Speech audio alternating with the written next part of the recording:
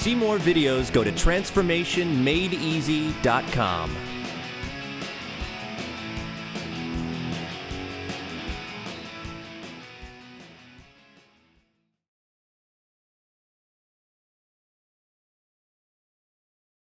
Hi. Hi, how are you? We're good. How are you? Marvelous. It's a good day. It was definitely a good day. It was a good week, which is really nice. It's always good to have a nice week. Nothing out of the ordinary is going on, which is always good.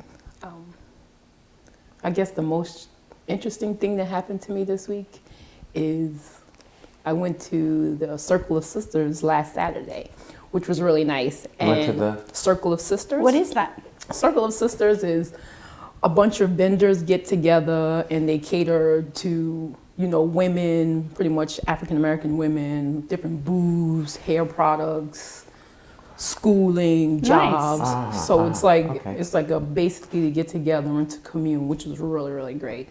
And it was nice. It was nice because it was the first year I went. So I was actually stunned at all the people that were there and everything like that. And I got there on time, which is for me on time because it starts at 11. So I would like to be there early just to get a feel like what's going on. And I was supposed to meet my girlfriend there. And of course she was late.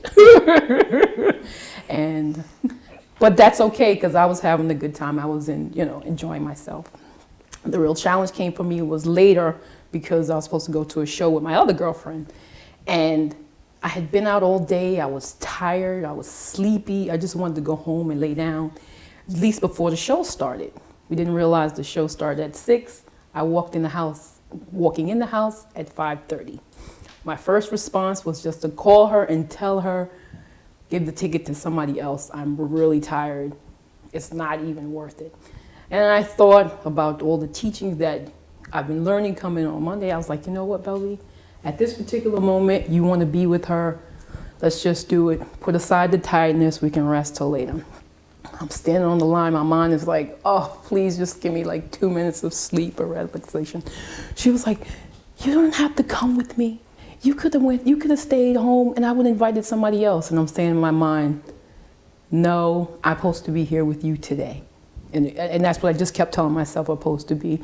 And she was like, she looked so pitiful. I felt so bad. I'm like, I'm here. Don't worry about it. I'm here. I'm talking to you. I'm here with you. And it's great. So, but it was like a whole trickle down effect from the morning to the afternoon to the evening. And I wound up having a great time because I put aside all the tiredness. Mostly. Yeah, mostly you had a great time. What you don't realize, in listening to you, I hear things that you don't realize you're saying. Yeah. And one of them is that she even knew that you had a long day means you had to be complaining to her that you were there.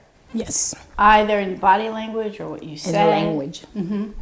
Yeah, so you were letting her know, so you were victimizing yourself with your day. Yes. That's a little bit different than being the author of your life. Just a tad. Just a twist. Yes. But it's neat that you could engage enough to go, and what you didn't see is that it wasn't full engagement. When you're fully engaged, that didn't even count. What you did during the day isn't with you. Whether you want to or not is totally irrelevant when you're fully engaged. Sometimes at the end of a Monday night, I am so spent. It's like there's nothing left in the tank. And yet, I don't allow myself to even think about that.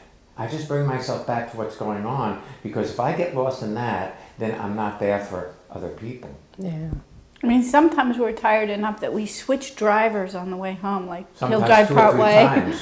I'll drive part way. Because And we're only an hour out of the city, so. But still, I can definitely understand that. But you're enough habituated to complaining that you haven't caught the vestiges of it yet. Not yet. And the voice you listen to, it talks to you like it's your friend, and at the same time it talks to you like it's not your friend. It's like both sides of the coin. Like both sides of the coin, and it's the same voice. Yeah. But it's saying, "Oh, I'm so tired." I should go. No, but really, I need some sleep. But, I gave my word to her, so. Right, so I'll go. But it isn't that you just go, it's that you talk to yourself about whether you're going to or not. And that voice isn't you, Belle. It's not. It's just an old companion that's been talking to you forever, and you've associated it with you. So you think when that voice says, I don't feel like it, you Don't feel like it. But sometimes it says, I don't feel like it, and you do feel like it. Yeah. And then you tone down your experience because you were convinced that you didn't feel like it. And you're like, oh. Right. Yeah. And you're good at that. Yeah, it's like, okay. But we've been friends so long, so That's know. right. But from what you said, you had someone to go to this circle Of sisters of with. sisters with, and somebody. It sounds like you have enough friends. Oh Lord, yes. They definitely keep me busy. Yeah. Which is nice. So Well, maybe it's time you ditch your oldest friend. See, yeah, that'd be interesting. Be like, it's time for you to go. it's possible, Belle, to live your life directly. And by that I mean you don't go through this thought process, do I want to, do I not want to? You look and you see what's the next thing that needs doing, and you just do it. Rather than Thinking about it. That's right. And that thinking about it is the conversation in those thoughts. That's the deterrent too, because once I start thinking about it, I'm like, Yes, once you start thinking about it, you talk yourself out of what your heart's desires yes. are. Sometimes in a moment, you know exactly what you want. And then that voice comes up and gives you all the reasons why you can't shouldn't. afford it. I shouldn't You can't do it. afford the time. Or shouldn't you can't do afford it. the money. You shouldn't do it because you have other things. And it gives you all the good reasons why not to do what your heart tells you is the perfect thing for you to do. Yes. That's so true and sad at the same time. Well, actually, it's true, but it's not sad. It's not sad because you then, if you see it, you have some power in your life. Yeah. If you see it, you can actually choose not the conversation. And it's not sad. You learned it. We're all enculturated. Yeah. Now, I know we've spoken to you on Monday nights, but I'll say it again for the purpose of this. Our approach is anthropological. So an anthropologist takes a look at the culture, and in your case, the culture of one. So it's not about looking at it and going, oh, that's a sad bit. Oh, that's a fun bit. Oh, it's about a non-judgmental observership of it. Right. So you learned how to complain. You learned a lot of things from the culture you were dipped in. It's not personal. They were dipped in the culture also. So now if you can see it without judging it, it doesn't have to own you anymore. And the same way you were able to engage as fully as you could this last Saturday it was Saturday, right? Right, When you went to these two events, there's another possibility where you can actually bypass that whole thought process and just step into being you. I think one of the big challenges for you, though, is going to be you're so much fun and people love you. I think you might be a little concerned that you'll be less interesting if you let some of it go. Sometimes. And you won't be. People adore you, not because of this, but including that. And when Ariel says people adore you, there was a strange little look went across your face, like, me? It always sound that. I find that fascinating. People say that. They're like, you're fun. You're like, But you see, they don't treat you the way you treat you. In your thoughts, you're much harder on you than you are on anybody else. definitely. And when people see your greatness, they see your greatness including all those things that you think are wrong. That make me, yeah. You know? Yeah. They're not beating on you. They're not judging you. They see you. And so when Ariel says people adore you, they do. they're not listening to your soundtrack. No, they're not I'm listening. glad. They hear what's going on. They be like, really? Well, trust me, they have their own. Yeah, going on. So they're going through their own little tracks in their mind. I believe that. But I know I'm tough on myself. I do. I'm like, I treat myself like, come on, hold it to a different standard. But for you, I'll let you slide with a lot of things. Me, I'm like, no, we can't do that. But see, you think it's you being tough on you rather than it's just another permutation of that conversation has nothing to do with you. Nothing.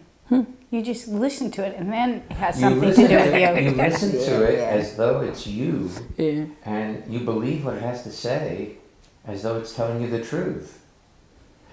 You know, I remember once when I was a kid,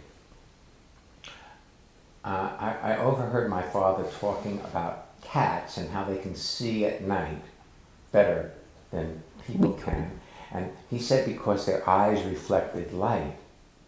And when I went to high school, we studied about the rods and cones of the eye.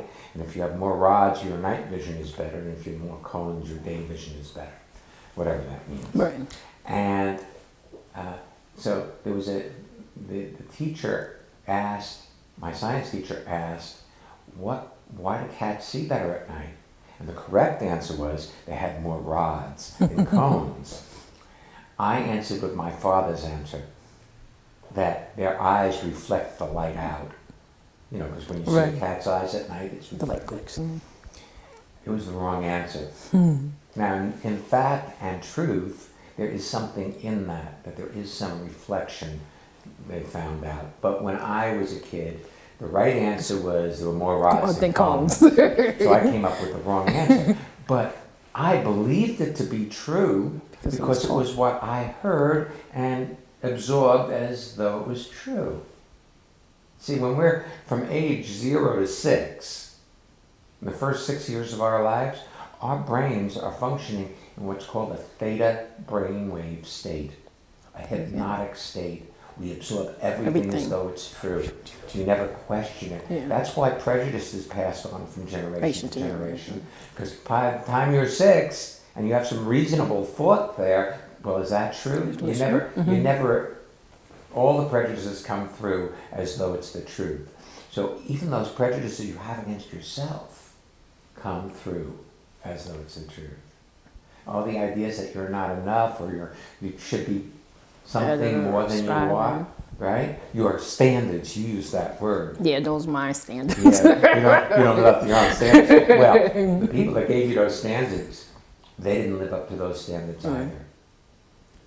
They're still trying. Maybe you should start looking and seeing what's true for you in this moment rather than what you believe to be true or what that voice tells you is true. Yeah, you know, you could stop following the script and become the author of your life. The author. It'd be nice to write it. As we go along to write it. That'd be nice. Yeah, you direct your own life rather than this pre-programmed script that was handed down generation to generation. I'm excited to see what comes next for you. Me too. I definitely can say that. Good things. But one step at a time. One moment at a Yeah, time. exactly. One moment at a time. I'm not rushing it. Thanks for being here. Thanks for having me.